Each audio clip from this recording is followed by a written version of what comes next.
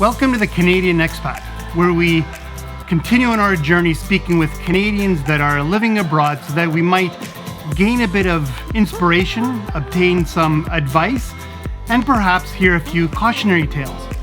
Today, we go to Paris.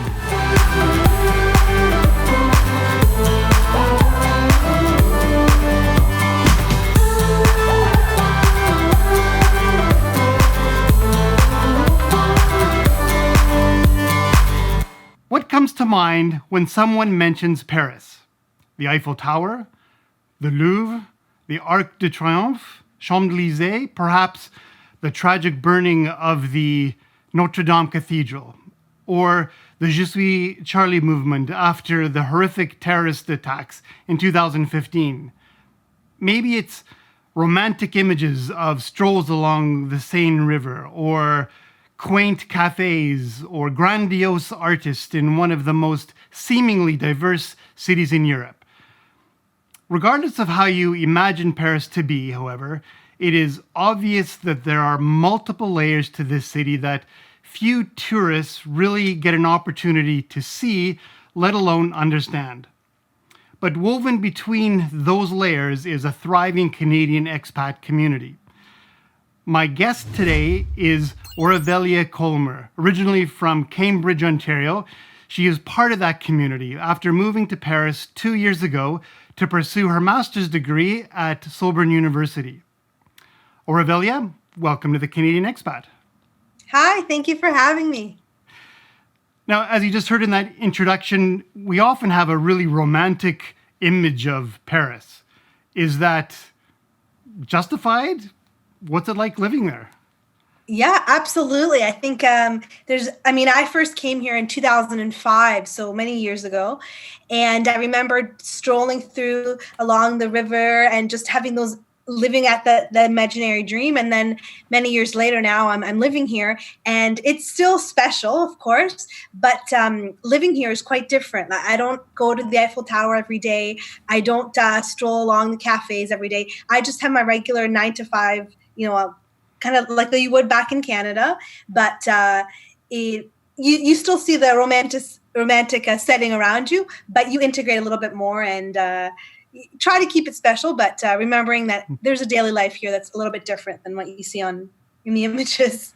Yeah, I can imagine, just very similar to many tourist resorts in Canada as well.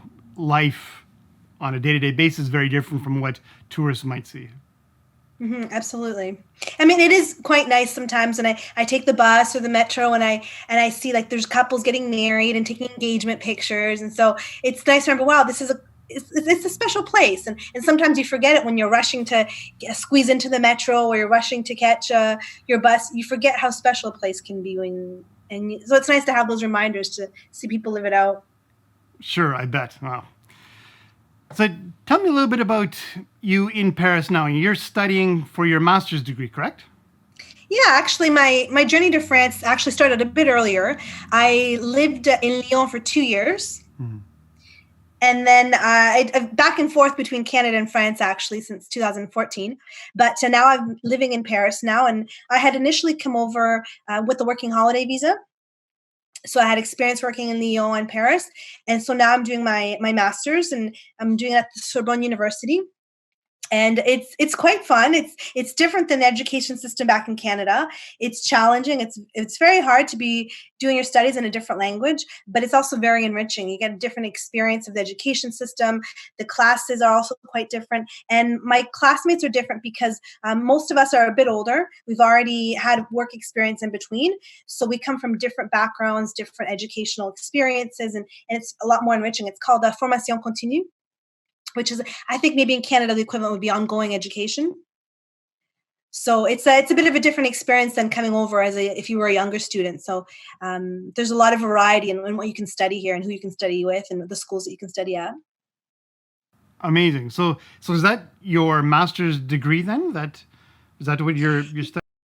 Yes. Yep. I did my undergrad in Canada and I did a postgrad as well in Canada. And right now my master's is in communications, brand and content. Communications, brand and digital. And it's nice because I'm looking at analyzing and studying a lot of the brands that are French. Back in North America, we're used to our North American brands, but here there's so many other brands that we don't know about or maybe we're not as familiar with. So it's nice. It's a good way for me to understand the culture a little bit better and what resonates here with people a bit more. That's amazing. It'd be a great opportunity. Mm-hmm. In your our first initial contact, you had mentioned that you had spent some time originally when you first arrived in France. This is when you first went there back in 2014, I guess, Yes. at a monastery. Yes, actually, yes. Well, I was living in Canada. I was working as a communications consultant at a PR agency in Toronto. And I really just wanted to take a year off to practice French. And I had been studying French at the Alliance Française in Toronto. And I really wanted to practice on a daily basis and not just on the weekends. And so a friend of mine suggested that I volunteer. And actually, my professors, my instructors at Alliance Française said the same thing. You should really spend some time volunteering, getting to know the culture, because it's different than just going for 2 to 3 weeks visit. And so I discovered this community. It's called the Communauté de Chemin Neuf. And they welcome young people from all over the world. They have formation programs, and it's a faith-based community. And they have an abbey on a lake near the Alps. And it's absolutely spectacular. It's a medieval abbey, I think, dating back to the 1100s, 1200s.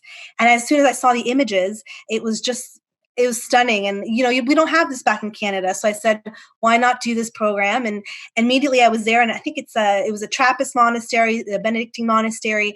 And it's just peaceful. It's serene. In the winter, you can see the mountains. And all summer long, the lake is just sparkling. And so I spent some time volunteering there. And that was sort of my initial entrance into France, which was nice because I was with other young people who are from different countries, Europe, Africa, some North Americans as well. And so that was an easier way for me to start integrating into the French culture a little bit by little bit. And then after that, I ended up doing the working holiday program for 2 years in Lyon. What a unique experience. That would have been fantastic. Yeah, it was quite special. I still miss the serene. It's quite opposite from living downtown Toronto and then all of a sudden in a quiet monastery hidden in the middle of nowhere. Now, when you first came to Paris back in 2015, right? So you've moved now. 2017. Sorry, 2017. So you've moved to Paris in 2017 to begin your studies. How have you been able to connect with perhaps that Canadian community that's in Paris? Yeah, well, it's really nice. There's actually some expat groups on Facebook, and there was just it's nice because it's just Canadians, Americans, Aussies, and everyone is sort of, there's people coming in and out, but then there's some people who are here long term.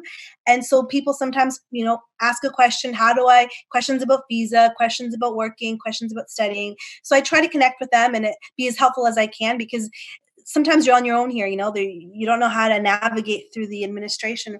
But an interesting story was when I first came here in 2017, I was actually doing the working holiday visa, and then I ended up switching to do my studies. But I didn't know anybody in the city. I was just on my own, and I was feeling a bit nostalgic and a little bit sad because it was Canada Day. 2017, I didn't have anyone to celebrate with. And on my Facebook, I see everyone posting, oh, it's Canada Day, it's Canada Day. And I was all by myself. And I told myself, you know what? There's Canadian pubs here. There's 3 Canadian pubs in Paris. And I said, if there's other Canadians in the city, they're going to be at this one of these pubs. So why not go and, maybe I can meet someone from back home. Sure enough, I ended up going to this pub called the Moose. And I ended up meeting other Canadians who were celebrating, excited. And I even met a couple of guys who had gone to my university of Waterloo back in Ontario. And so that sort of created these links that, even though we're far away from home, we can still connect in this other city and appreciate the beauty of being in Paris, but also remembering our roots and our connections back in Canada. So I do try to go out and visit the pub sometimes. And I was just watching the Women's World Cup game, Canadians, last week. That was just last week at one of the Canadian pubs. Tomorrow I'm going to go and watch the game, cheer on the ladies as well. And there's some Canadian events coming up as well that I'll be participating in. So what about those people that might be interested in moving to Paris? Any advice? Yeah, I think definitely try. Like, don't hold back if it's something that you've been wanting to do. Listen to and it sounds kind of cliche, but listen to your heart and try. And especially for young people, there's the working holiday visa, which I was a part of. If you're between 18 and 35, if not, there's also a talent visa. So if you work in tech or particular areas, you can get a talent visa to work here and try it out. I definitely try. I mean, it takes a bit of time. It takes a bit of planning. I had been planning for a few months and even a year leading up to the move. So make sure you research it a lot, ask questions, meet other people who've already gone there. Sometimes I have a couple of Canadians ask me questions about the different visas I've done and how I first settled in. And so just as soon as you meet somebody, question what they're doing, how they got here. And I would always say, don't worry. Like it's a little bit scary at first, but eventually you'll find your way in. And be persistent and patient because it does take time. It's not going to be handed to you on a tray. You don't just show up and there's a job.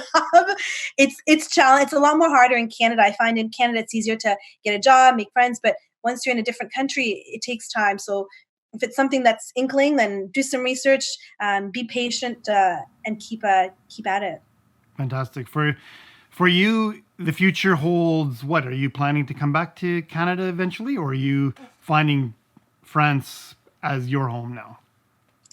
It's funny. I feel really at home here, but when I go back home, I feel at home there as well. So you kind of have this like double residency, I guess you could say. I'll be finishing my studies next year. So after that, I'm not sure. I'm just sort of taking it as it comes. But for now, I really like it here. And it's nice. I still feel connected to Canada. Like, for example, we have the Canadian Embassy here, and they're having a Canada Day event this coming week.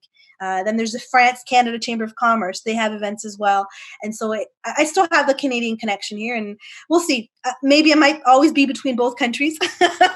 That's definitely going to be a reality, perhaps. And we find that to be quite a common occurrence that people move abroad for a few years at a time. They fall in love with the culture, the language, the people, and it's hard to pry yourself away from that. So even coming back to Canada, they still maintain that connection to the country, right? Which I think benefits their life, but it also benefits Canada as a whole to have those further connections with foreign countries, right? So you learning, of course, the experience in PR and now gaining experience and education further in communication. I could see perhaps you becoming very valuable to a Canadian company or a French company doing business with Canada.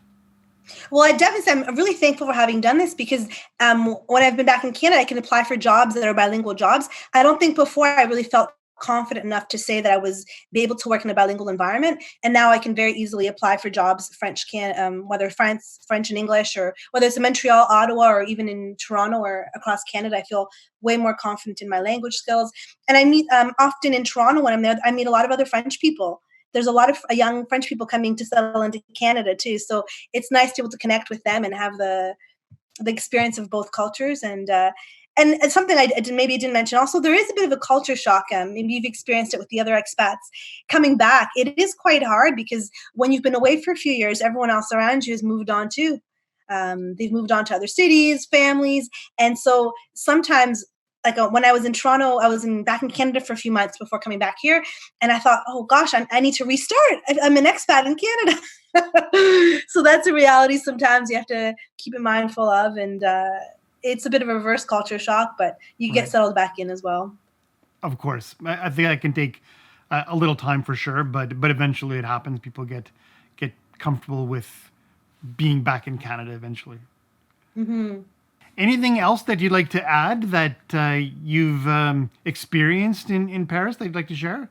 I would say just the connection with people from different countries. I mean, Canada is quite multicultural as well, but it is quite special to be in a city that is also quite as diverse. And you see it from just a different angle. I think that living in a different country, you start meeting locals that see life a little bit differently, that experience life differently. And I encourage everyone to, as soon as you can, I mean, even if it's just a few weeks or a few months, to really go out and immerse yourself in a different country. Because I waited, when I was younger, I wasn't quite confident enough to do that. I waited until I was a bit older.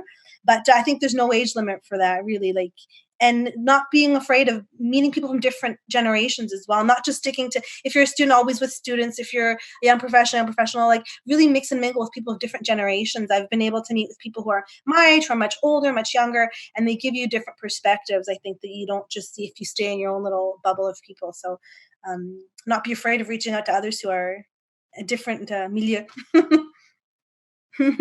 Well, with that, I'd like to thank you once again for joining us today. And I'd like to thank those people that are watching the video for coming and visiting. If you've enjoyed the video, I would encourage you to hit the like button, maybe subscribe if you haven't already. And please comment below if you'd like to participate in one of these conversations. We'd love to see you if you're either planning to be abroad or maybe you've even come. We'd love to hear your story. Thanks again, and until next time.